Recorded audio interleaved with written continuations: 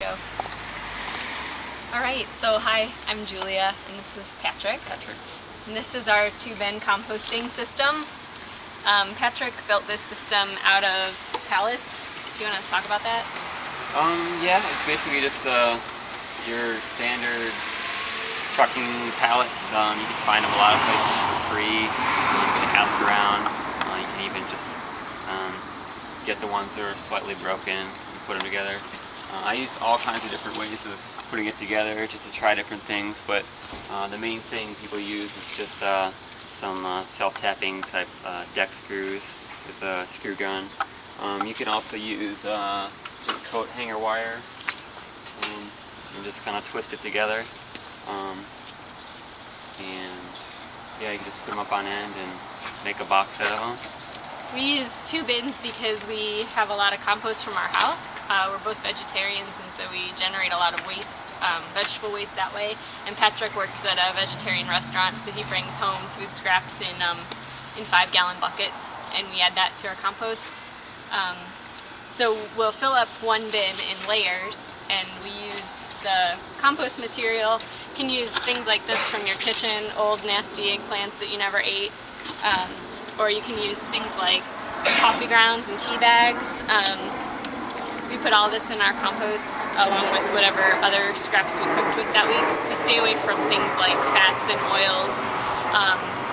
We don't put in meat. Obviously, we don't have meat around, and we don't put in really cheese or dairy. And then we layer it with ground material. Leaves work great. We collected a lot of leaves last summer and fall. Well, I guess last fall. We went around and collected them off of people's curbs.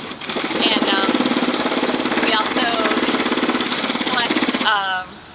we also bought some straw from a farmer we know.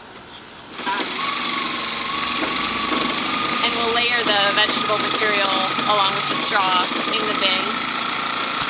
Maybe see some of the layers here. I don't know if you can see that seed.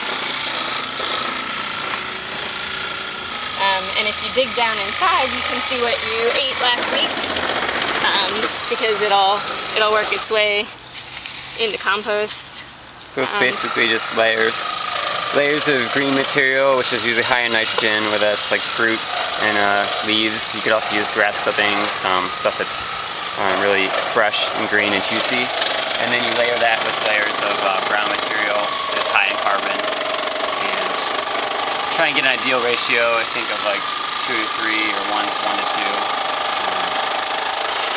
And then you layer all up, and then there's 2 different ways of composting. There's passive composting, where you just kind of let it sit and rot. That takes a lot longer, and it's also an anaerobic process. So the type of bacteria that's in there thrive in a non-oxygen, non-airy environment. And the other kind is active composting, or aerobic, and that's where you'd be turning it fairly frequently, once a week. You want to have pretty good moisture, like a wrung out sponge. Like a wet sponge. And that's why I designed this one, so that you could actually take it out. So you can actually get in there and turn it. This isn't a compost pile. This is just stuff that's waiting to go in the compost pile that we pulled out of the fall garden last night. So it all needs chopped up a little bit before it goes in, but it's sort of our holding tank. And then when this one fills up all the way to the top, we'll let this one, start decomposing, and we'll start a new pile here. But for right now, Patrick put all of what was in here, our sort of semi-finished compost, into some 5-gallon buckets. These are really nice. This isn't stinky.